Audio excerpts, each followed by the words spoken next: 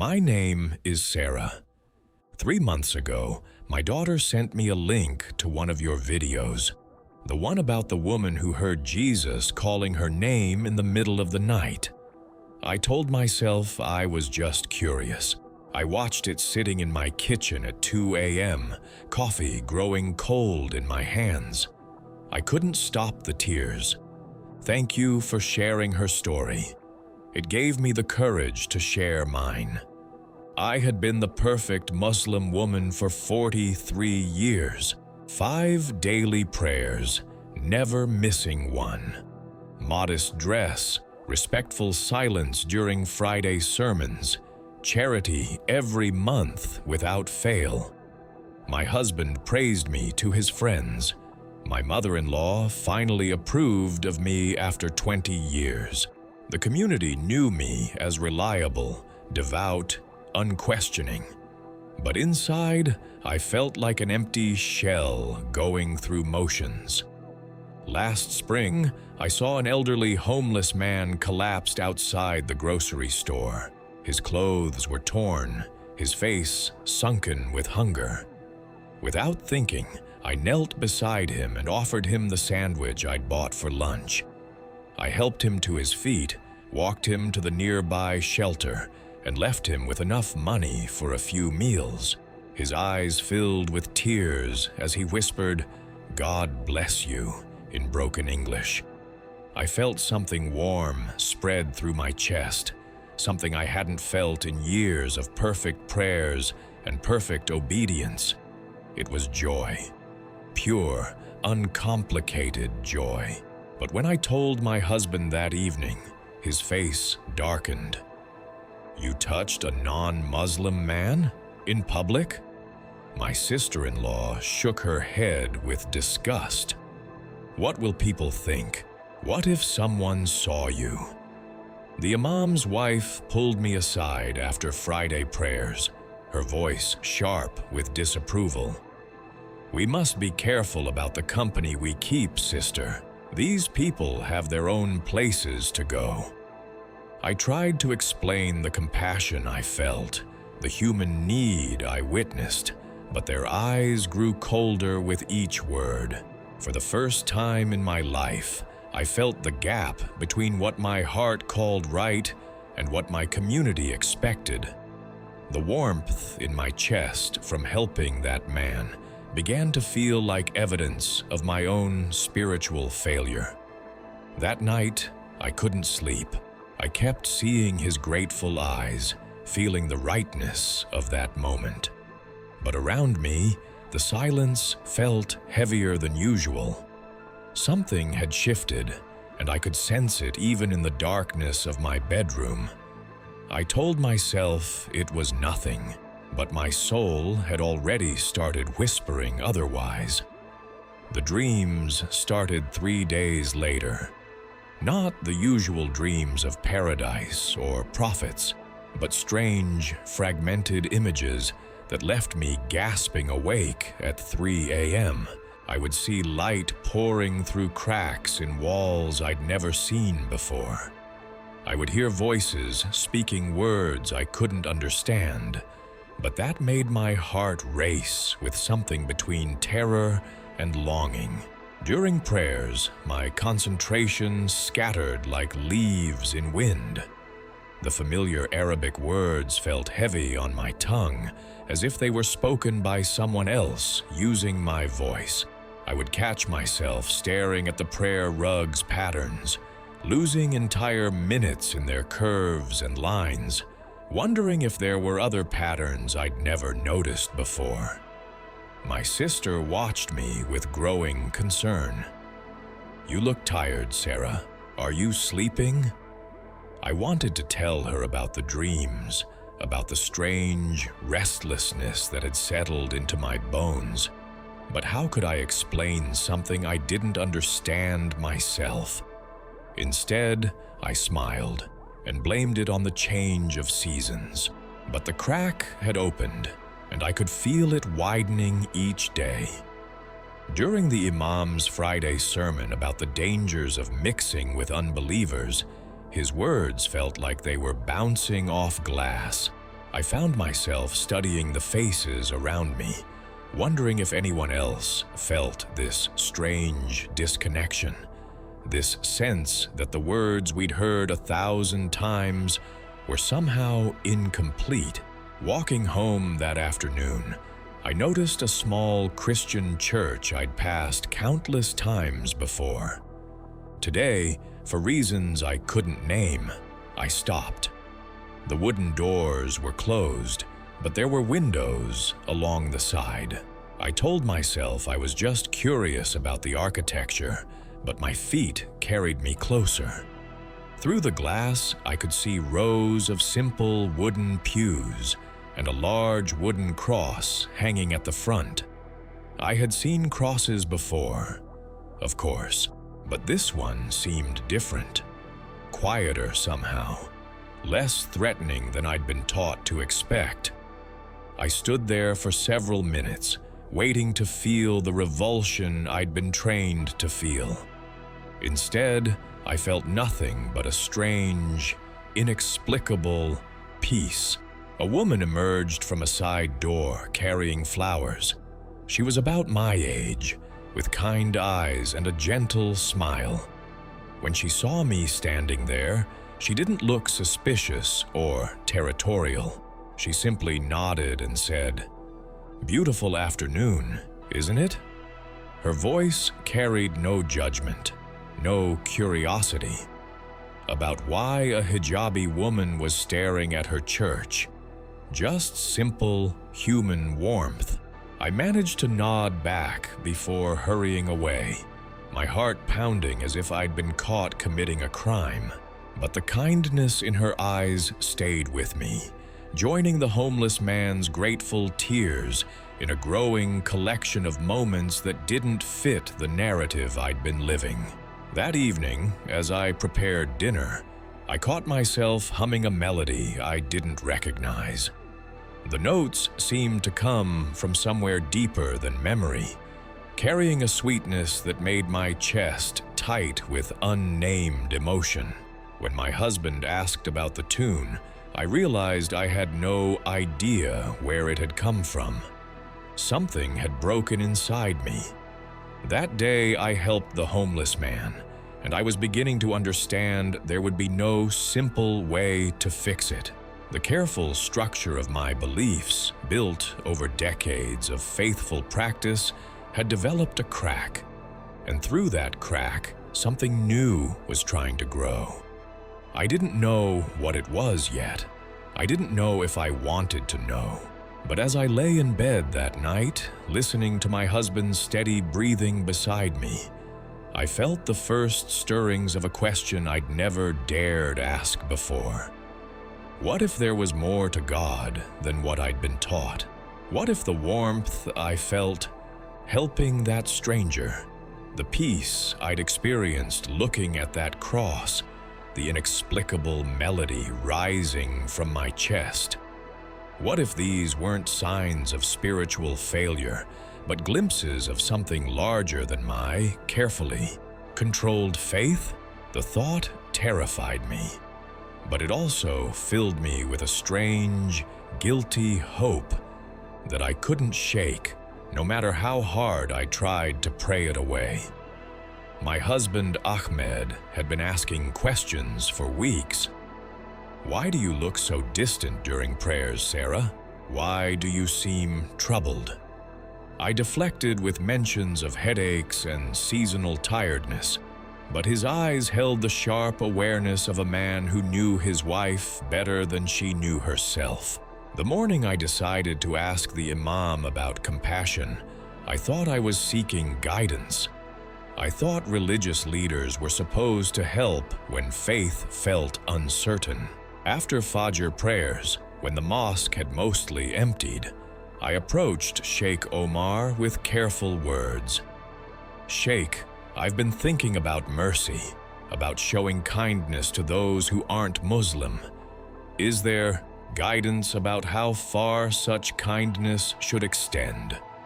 His eyebrows drew together in an expression I'd never seen directed at me before.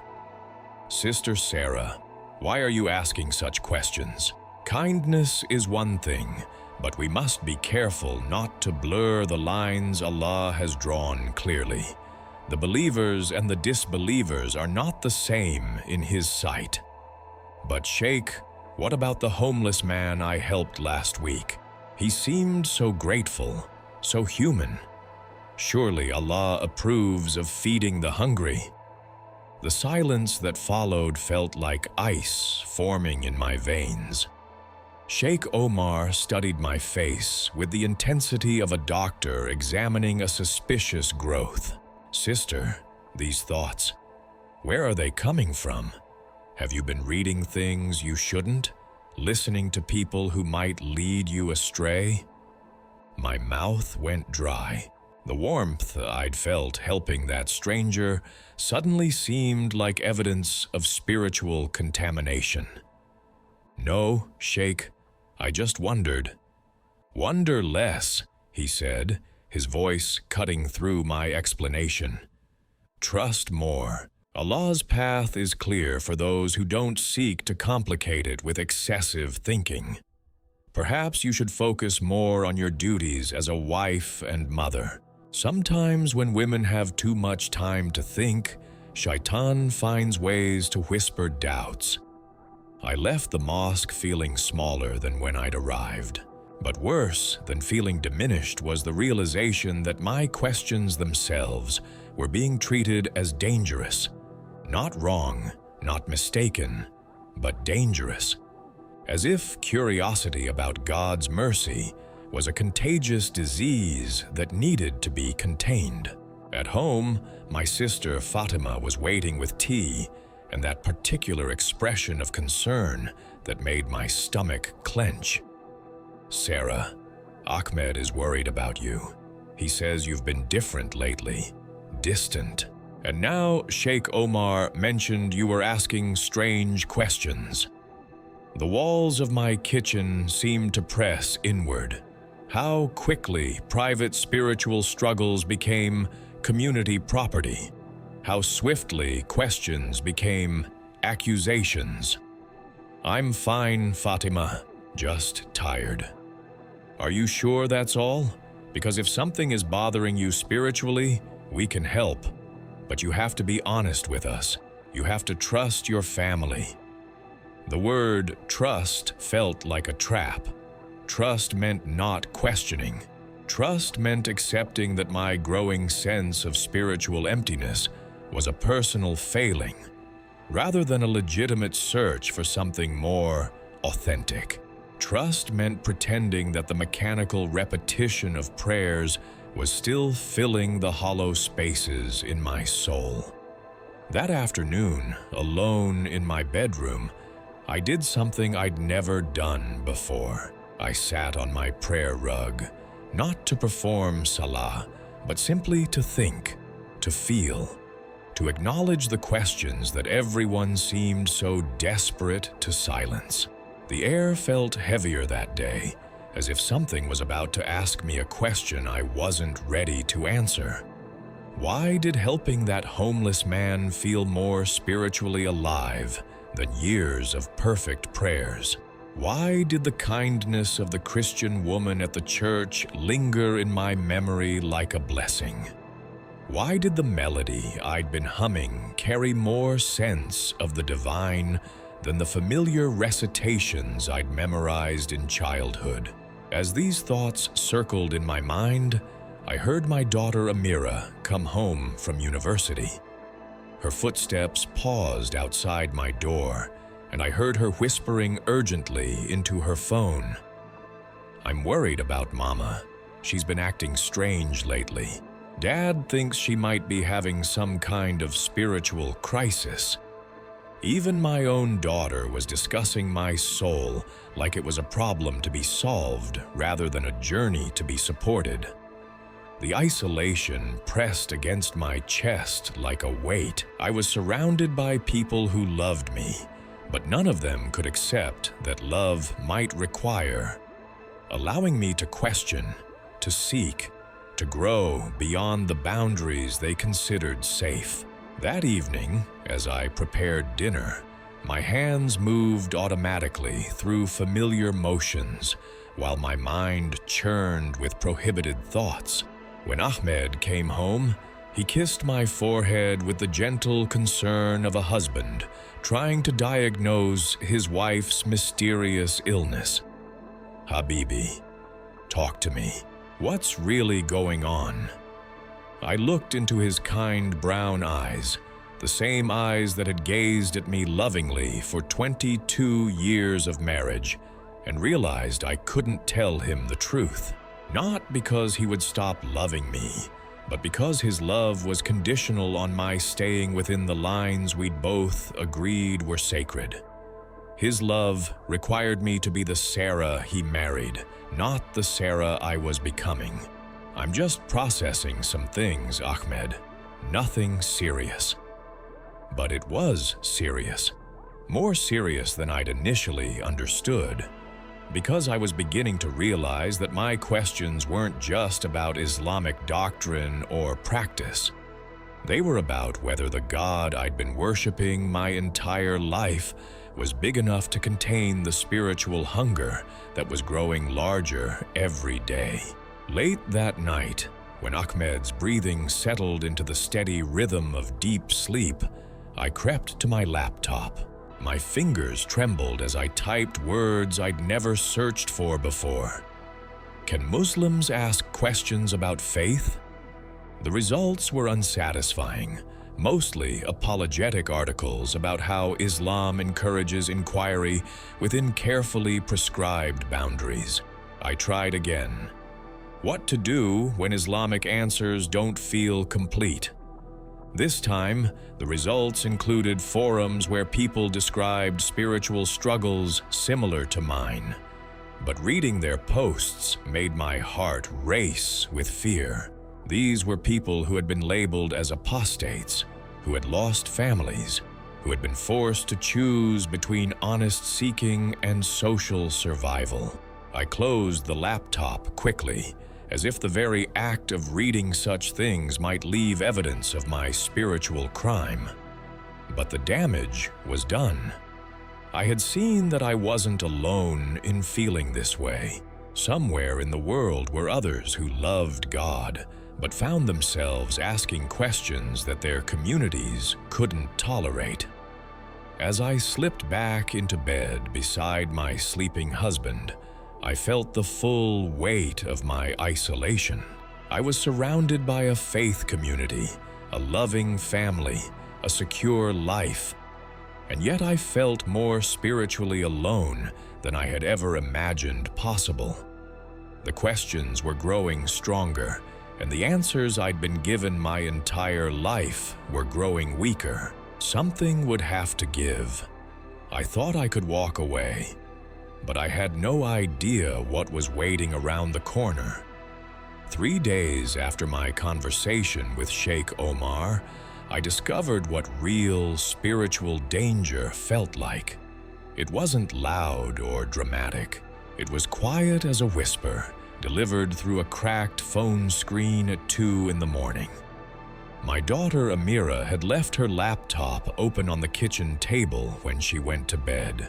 The screen showed her social media feed, and as I walked past to get water, something caught my eye.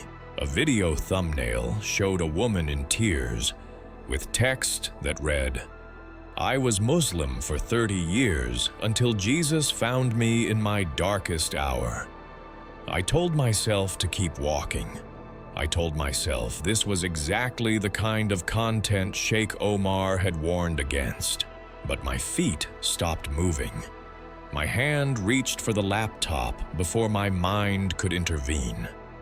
The woman in the video looked like she could be my sister. Same age, same exhausted eyes I'd been seeing in my own mirror. She spoke softly, without drama or religious theater, about a spiritual emptiness that sounded eerily familiar. About prayers that felt like reciting grocery lists, about a growing sense that God was bigger than the box she'd been taught to keep him in. "I wasn't looking for Jesus," she said, her voice cracking with emotion. I was just looking for something real, something that matched the hunger in my soul. I watched the entire 40-minute testimony without blinking. When it ended, I sat in the dark kitchen, feeling like someone had opened a door I didn't know existed. The woman's story wasn't about leaving Islam to join Christianity. It was about following the trail of breadcrumbs that a loving God had been leaving for her, even when those breadcrumbs led beyond the boundaries of her religious training. For the first time in weeks, I didn't feel crazy. I didn't feel spiritually defective. I felt like someone had finally spoken the questions that had been burning holes in my chest. But with that relief came terror, because now I knew there were words for what I was experiencing. There were others who had walked this path, and I knew what happened to them.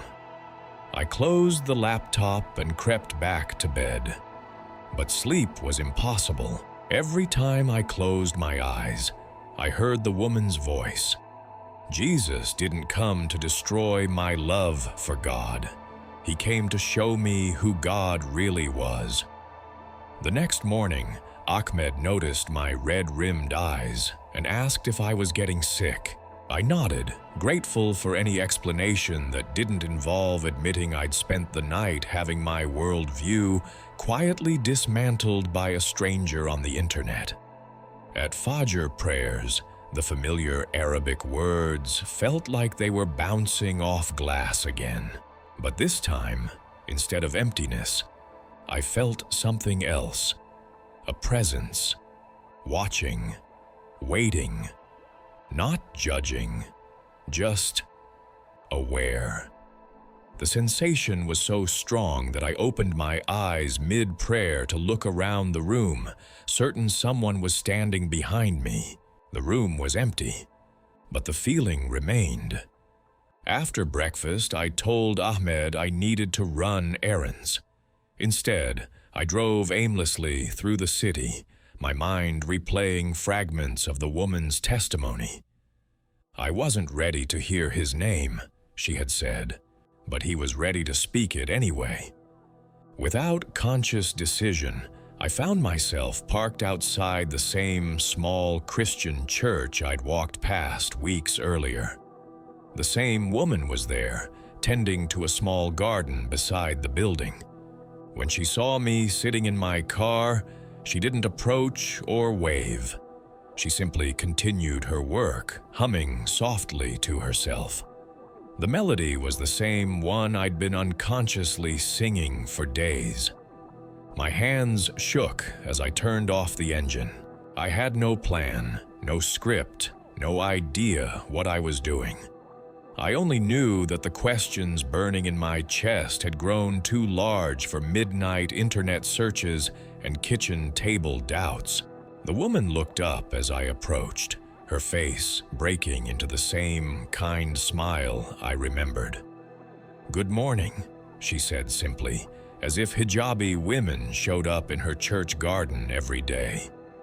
I heard you humming that song," I managed to say, my voice barely above a whisper. "I've been hearing the same melody in my head for weeks. I don't know where it came from." Her eyes softened with understanding. Sometimes the Spirit plants songs in our hearts before our minds are ready to recognize them. "Would you like to sit for a while? There's a bench here in the shade." We sat in comfortable silence for several minutes, watching birds flit between the flowers. Finally, I found the courage to speak the words that had been clawing at my throat for days. "I think I'm losing my faith, or maybe I'm finding it. I don't know the difference anymore." She nodded as if this was the most natural thing in the world to confess to a stranger. "Faith isn't something you lose, dear. It's something that grows. Sometimes growth feels like loss because the old containers can't hold what's expanding inside us. But what if my family, What if everyone I love? I couldn't finish the sentence. What if following God's voice costs you everything you thought you couldn't live without? She said gently. That's the question every authentic seeker eventually faces. Not because God wants to hurt us, but because He loves us too much to let us stay in spaces too small for our souls. The words hit me like a physical blow, not because they were harsh, but because they were so precisely accurate. God wasn't trying to take my faith away. He was trying to give me a faith large enough to contain the love that had been growing in my heart since the day I helped that homeless man. I've been Muslim my whole life, I whispered, tears starting to fall. I don't know how to be anything else. You don't have to be anything else, she said, her voice full of warmth. You just have to be willing to let God be bigger than you previously imagined. Sometimes that means our labels change. Sometimes it just means our hearts expand. Even as I smiled, I felt it, the first tremor. The ground beneath my carefully constructed life was beginning to shift, and there would be no going back to the safety of unquestioned answers. I stayed in that garden for 2 hours, talking with a woman whose name I never learned, but whose kindness saved my sanity. When I finally left, I carried with me the shocking realization that spiritual seeking didn't have to be a solitary, shameful endeavor. There were people in the world who understood that authentic faith required courage, not just compliance. But I also carried the growing certainty that the path I was walking would eventually require me to choose between the God my heart was discovering and the life my community expected me to live. As I drove home that afternoon, I whispered words I'd never thought I'd say. God, whoever you really are, help me be brave enough to find you, even if it costs me everything. The answer came not in words, but in a peace so profound, it made me pull over to the side of the road and weep. Something had shifted irrevocably. I couldn't pretend anymore that my spiritual hunger was a problem to be solved rather than a call to be answered. Everything I believed was cracking, but nothing prepared me for what happened next. The breaking point came on a Thursday evening in late September, disguised as an ordinary family dinner. My sister Fatima had brought her husband and children, and the conversation flowed through familiar channels: community gossip, work concerns, plans for the upcoming Islamic holiday. I was helping my mother serve tea when my nephew Omar, home from university, began talking about a philosophy class he was taking. We're studying different concepts of God across religions, he said enthusiastically. It's fascinating how similar the core experiences are, even when the theological frameworks are different. The room went silent with the particular stillness that precedes an explosion. What do you mean, similar? My brother-in-law, Hassan, asked, his voice carrying a dangerous edge. Omar, oblivious to the tension building around him, continued cheerfully. Well, like the mystical experiences, Christian mystics, Islamic Sufis, Jewish Kabbalists, they all describe encounters with divine love that transcend religious boundaries. The language is different, but the essence, enough. Hassan's word cut through the room like a blade. This is exactly the kind of thinking that leads young people astray. There is one true path, one true understanding. Everything else is deception. But Uncle, Omar persisted, surely God is big enough to... God is exactly as big as He has revealed Himself to be in the Quran. No more, no less. These university professors are filling your head with relativistic nonsense that will destroy your faith if you're not careful. I watched my intelligent, curious nephew's face close down like a flower in winter, the same shuddering I'd seen in my own reflection lately. The same fear of asking questions that might be perceived as spiritual treason. Something inside my chest snapped. "Maybe," I said quietly, surprised by the sound of my own voice. God is bigger than any of our understandings. Maybe the problem isn't that people are seeking Him in different ways, but that we're afraid to consider He might be found in places we haven't looked. Every face at the table turned toward me, with expressions ranging from surprise to horror. Ahmed's eyes widened with warning. Fatima's mouth formed a small O of shock. Hassan leaned forward, his voice sharp with authority. "Sister Sarah, what exactly are you suggesting? That Islam is insufficient? That we need to look outside our faith for God?" "I'm suggesting that maybe faith isn't about having all the right answers. Maybe it's about being brave enough to keep asking questions, even when they make people uncomfortable." The silence that followed felt like the moment before an avalanche. I could see Ahmed calculating damage control, Fatima preparing to play peacemaker, my mother looking between her daughters with growing distress.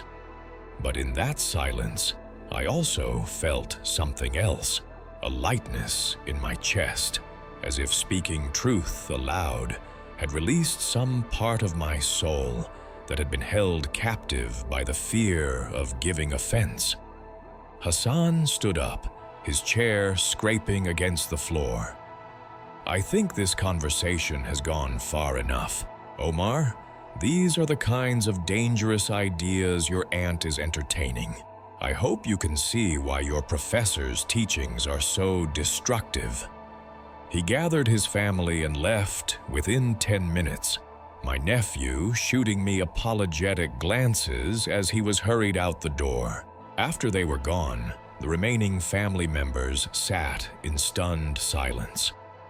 "Sarah," my mother said finally, her voice trembling with disappointment, "what has gotten into you?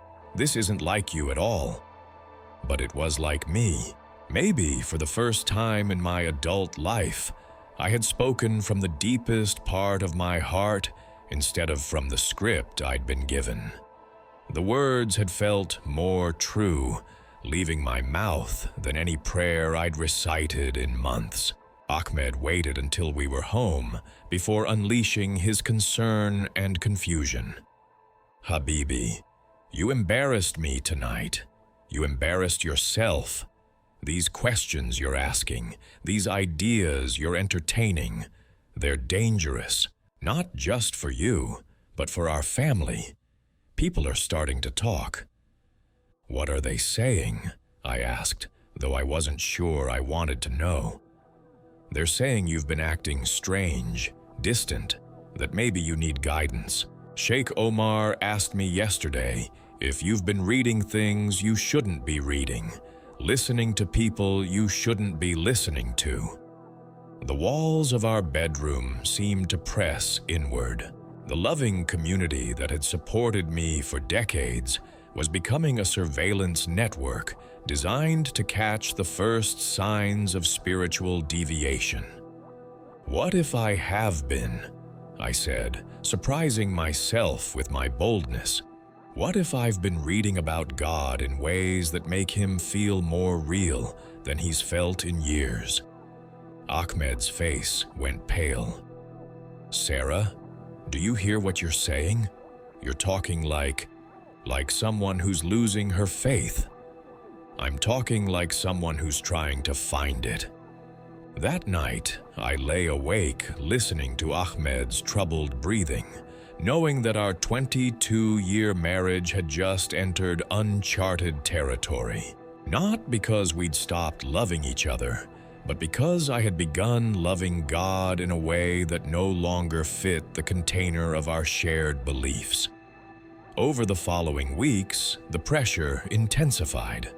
Phone calls from concerned relatives, unexpected visits from women in the community who came bearing advice and thinly veiled warnings, invitations to special prayer sessions designed to strengthen my faith and clarify my thinking. Each interaction left me feeling more spiritually claustrophobic and more certain that what I was experiencing wasn't a crisis of faith, but an expansion of it. God wasn't becoming smaller in my life. He was becoming larger than the religious framework I'd been taught could contain him. The final straw came when I discovered that Ahmed had been meeting privately with Sheikh Omar to discuss my spiritual condition. I found the appointment written in his calendar. Sarah's situation, guidance needed. My marriage, my faith, my community standing. Everything had become a problem to be managed rather than a journey to be supported. I wasn't just losing my religion. I was losing my right to seek God authentically within the relationships that mattered most to me. That night, I sat in my car in an empty parking lot and did something I hadn't done since childhood. I prayed without words, without direction, without agenda. I simply opened my heart and said, God, I don't know who you are anymore, but if you're real, if you care about truth more than tradition, please help me find you, even if it costs me everything. The response came not as a voice or a vision, but as an absolute certainty settling into my bones. I was not alone in this search. Whatever happened next, I would not be walking this path without divine companionship, but I also knew that the comfortable, predictable life I had built was ending. The woman who had been content to follow prescribed prayers and unquestioned answers was disappearing, and I had no idea who was taking her place. I couldn't look away from what was happening to my soul, even though I could see exactly what it was going to cost me. The encounter happened on a Tuesday night in October, in the space between sleeping and waking, where the rational mind loses its grip on what's possible. I had been lying in bed for hours, listening to the autumn wind rattling our windows and trying to quiet the questions that had been circling my thoughts like restless birds. Ahmed slept peacefully beside me, occasionally murmuring words from dreams I couldn't share. Around 3 a.m., I gave up on sleep and padded to the kitchen for warm milk.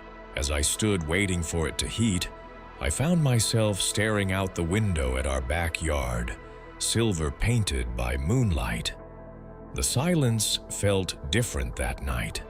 Not empty, but full, expectant, as if the world was holding its breath. I was about to turn away when I saw him. Not clearly, not in a way that would show up in a photograph or convince a skeptic, but unmistakably there, standing beneath our apple tree, with the casual presence of someone who belonged in that space more than I belonged in my own kitchen. My first instinct was fear, the deep cellular terror of encountering something beyond the boundaries of normal experience. But as I looked at him, the fear dissolved into something I can only describe as recognition.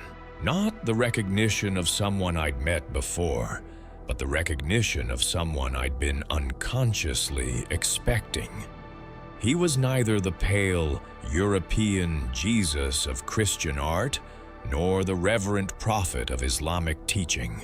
He was simply present, radiating a love so complete It made every other affection I'd ever experienced seem like a rough draft of the real thing. "Sarah," he said, and my name in his voice contained more tenderness than I'd heard in a lifetime of endearments. "You've been calling for me." "I don't know how to do this," I whispered, though I wasn't sure if I spoke aloud or only in my heart. "I don't know how to want you without losing everything else."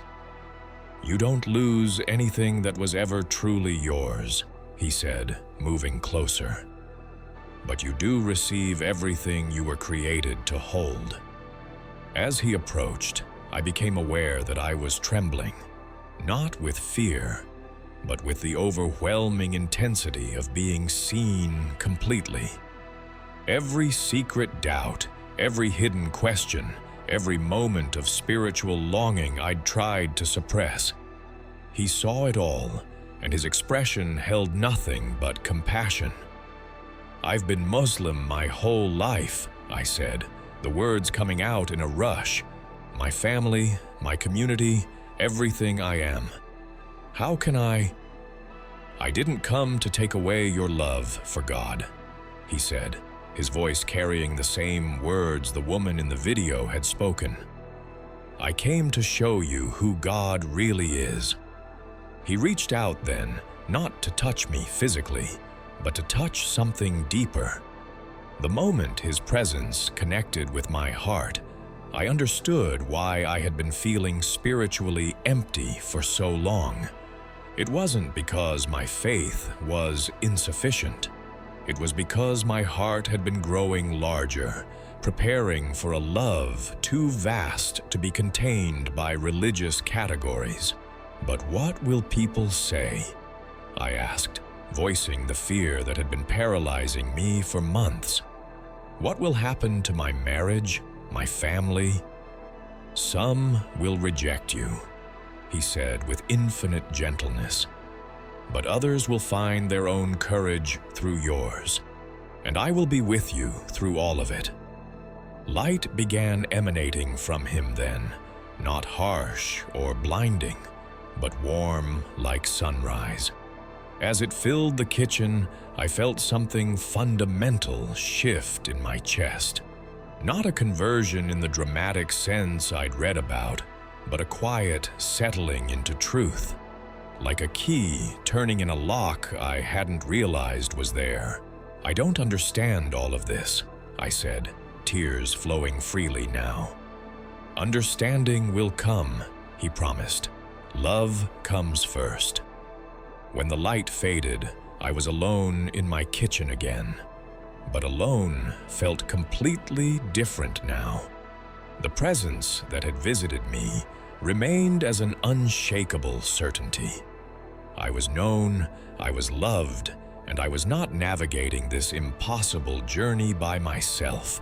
I slipped back into bed beside Ahmed, my heart racing with the magnitude of what had just occurred.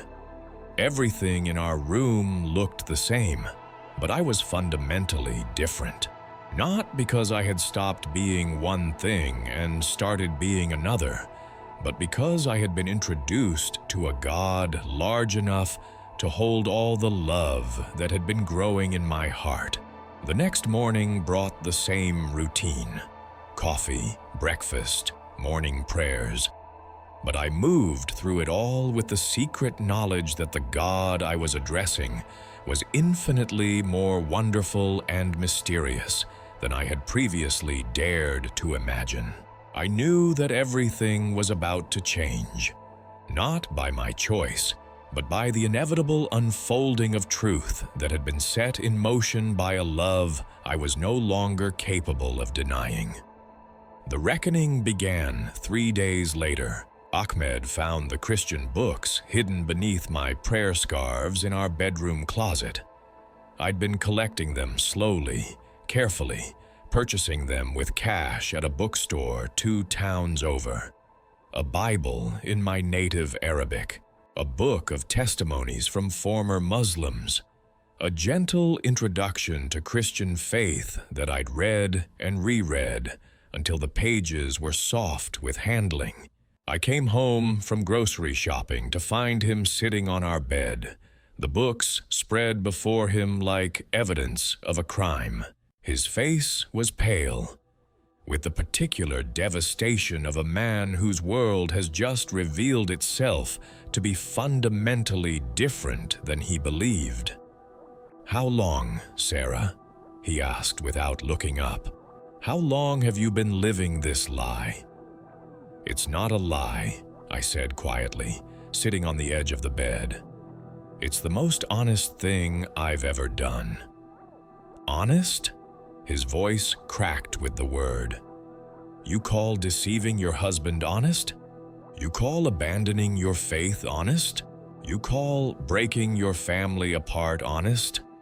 I wanted to explain about the encounter in our kitchen, about the months of spiritual hunger that had led to this moment, about the God who was large enough to contain both my Islamic childhood and my Christian awakening. But looking at Ahmed's shattered expression, I realized that no explanation would bridge the chasm that had opened between us. "I'm still the same person you married," I said. "I still love you. I still love our children. I still love God. I just understand Him differently now." "The same person?" Ahmed stood up, his movements sharp with barely controlled anger. "The same person doesn't hide forbidden books in our bedroom. The same person doesn't sneak around reading about other religions. The same person doesn't throw away 22 years of marriage for some Western fantasy about Jesus." "This isn't about the West, Ahmed. This isn't about Christianity versus Islam. This is about my soul finding the truth it was created for." He stared at me for a long moment, and I saw the exact moment when the husband who had loved me unconditionally became a man calculating damage control. "You're going to shake Omar tomorrow morning," he said finally. "You're going to confess this spiritual sickness, and you're going to ask for guidance in returning to the straight path. And you're going to destroy these books tonight." "I can't do that." The words came out quietly, but they hit the room like a thunderclap.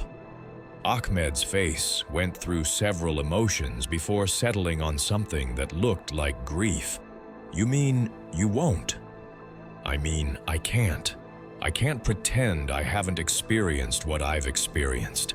I can't close my heart to what it knows is true." That evening, our house filled with family members, Ahmed had called for an emergency intervention.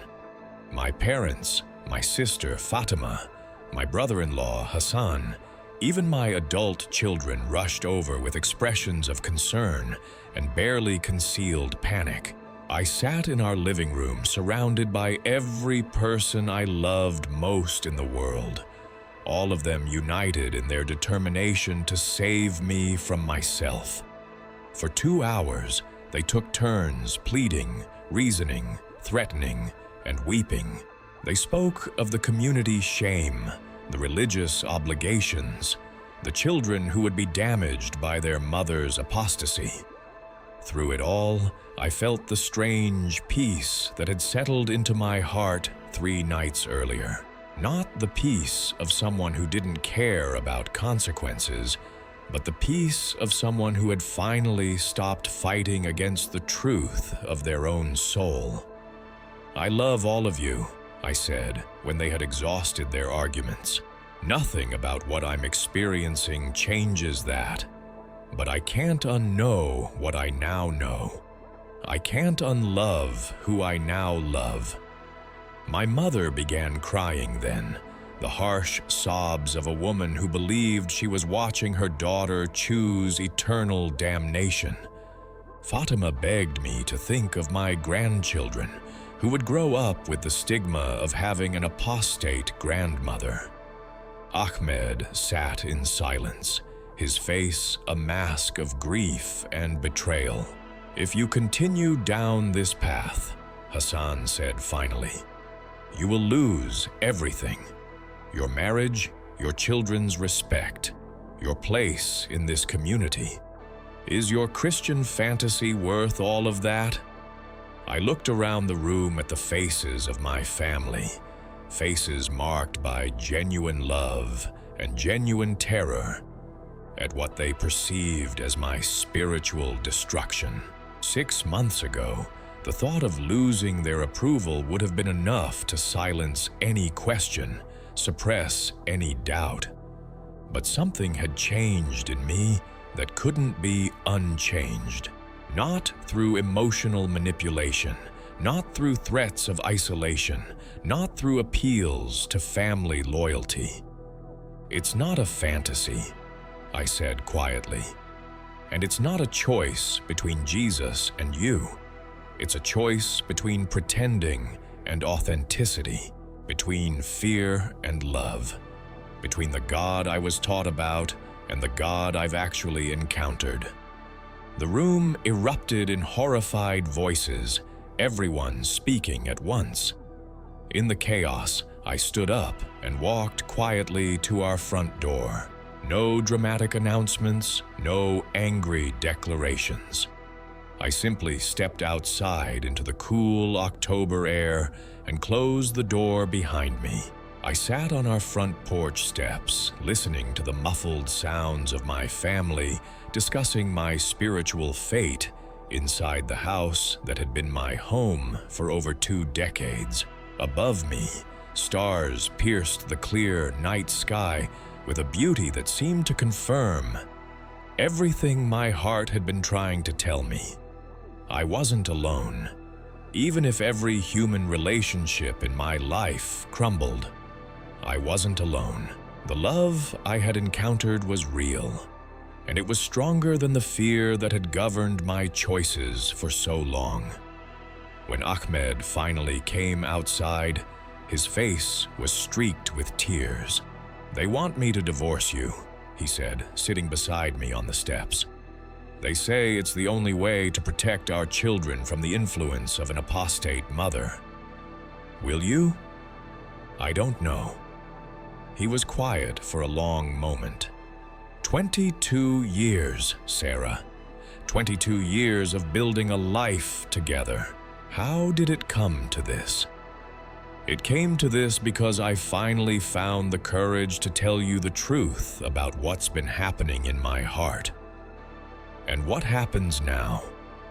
I looked up at the stars, feeling their light like a blessing on my face.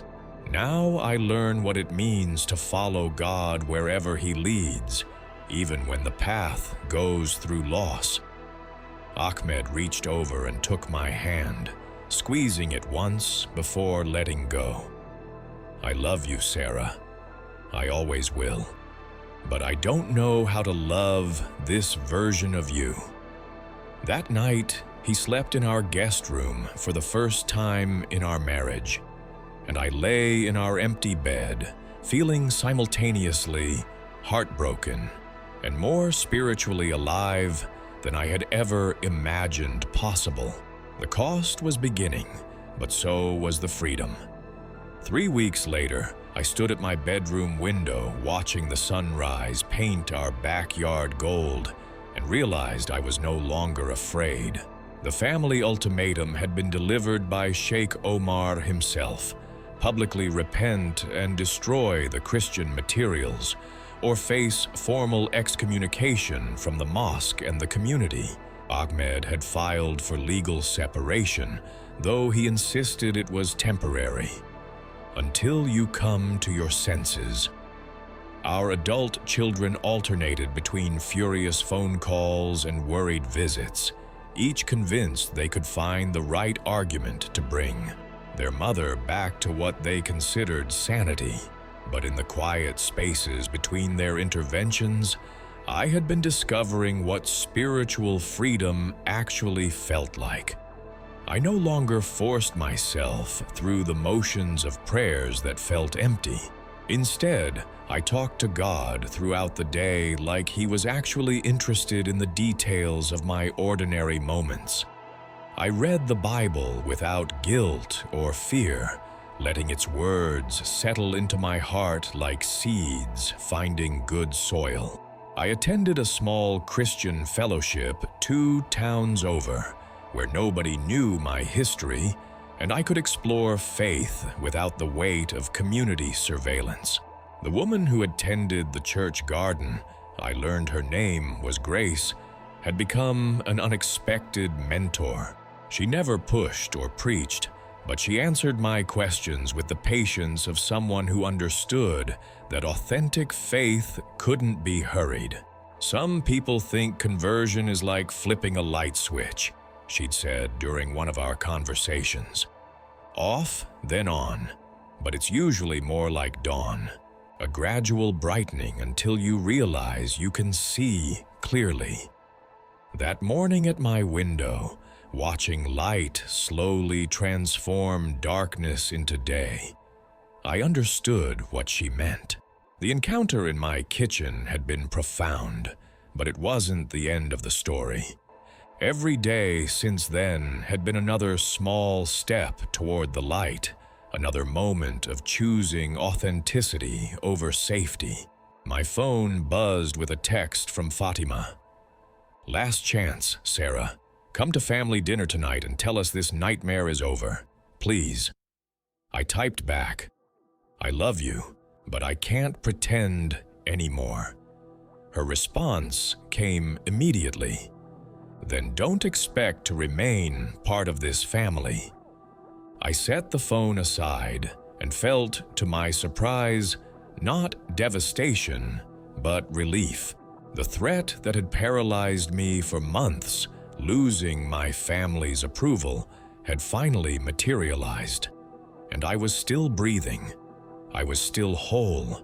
I was still surrounded by a love larger than their capacity to withdraw theirs. That afternoon, I drove to the small Christian church where Grace volunteered.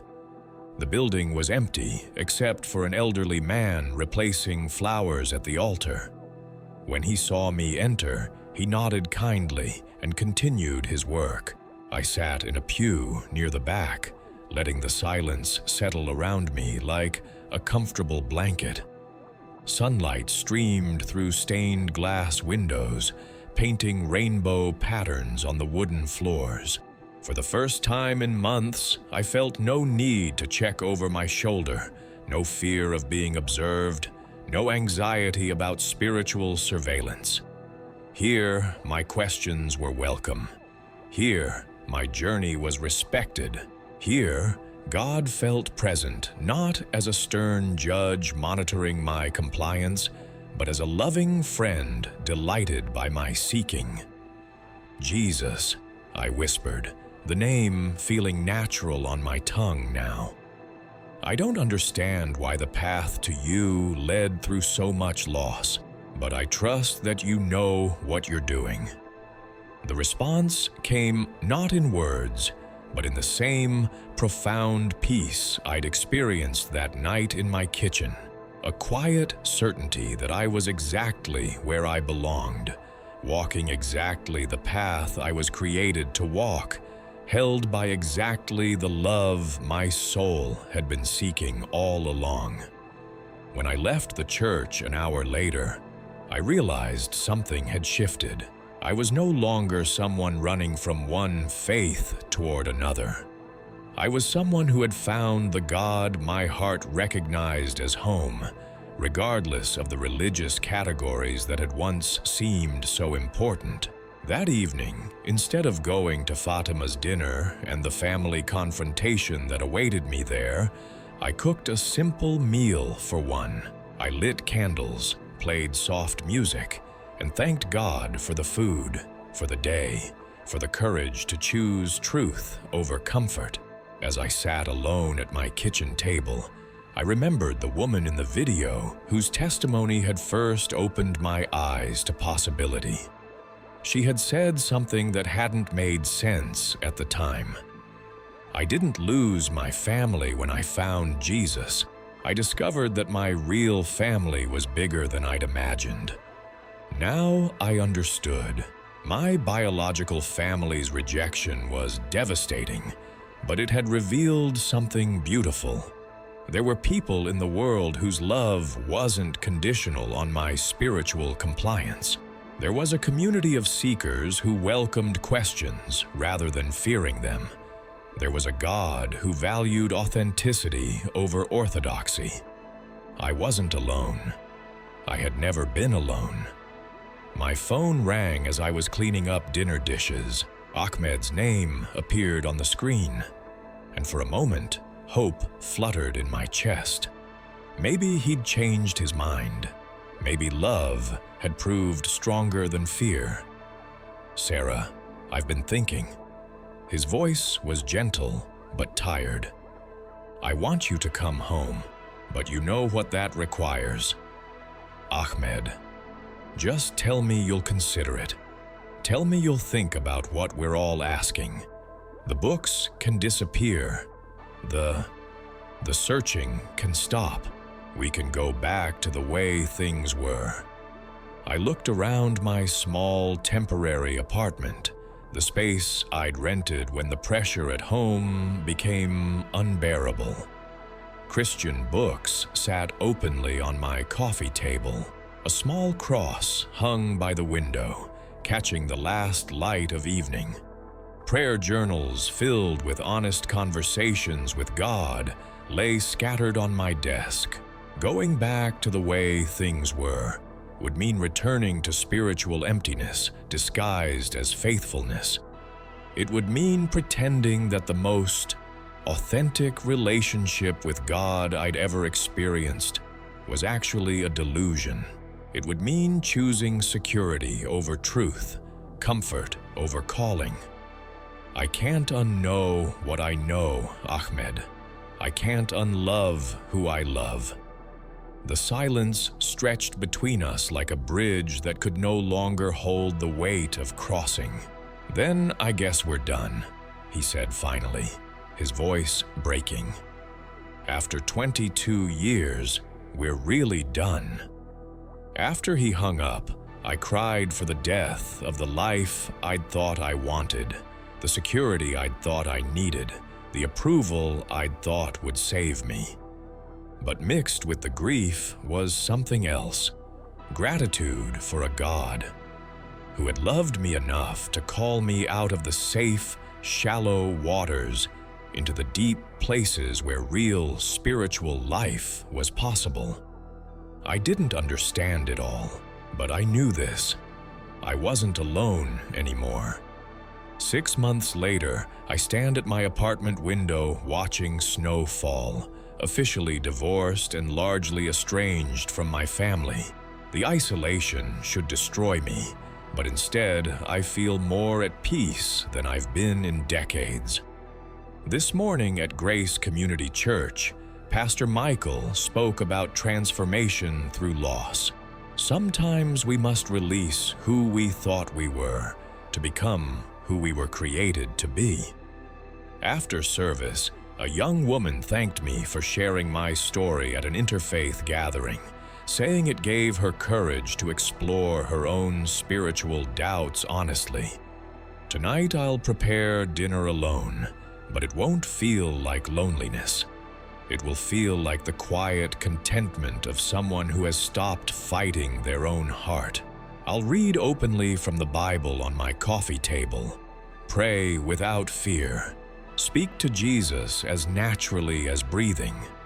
I often think of that homeless man whose grateful tears first opened my heart to possibilities beyond my training. His simple, "God bless you," contained more authentic spirituality than years of dutiful prayers. He was Jesus to me before I knew Jesus' name. My phone sits mostly silent now. No family calls, no community check-ins, no invitations from my former life. But the silence isn't empty. It's full of presence, peace, and quiet joy. Sometimes I wonder about choosing the easier path, staying within safe boundaries to preserve relationships. But then I remember the spiritual emptiness slowly killing me. And that night when Jesus stood in our kitchen with love so complete, it made every other affection seem like preparation. I made the only choice someone could make while remaining authentic.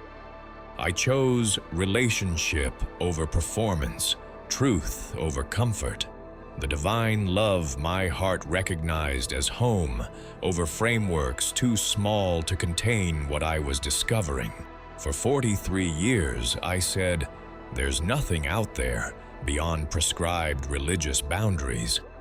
But someone knocked anyway, gently, persistently, with patient divine love, refusing containment by human fear. When I finally opened the door, everything I'd feared losing was nothing compared to what I found.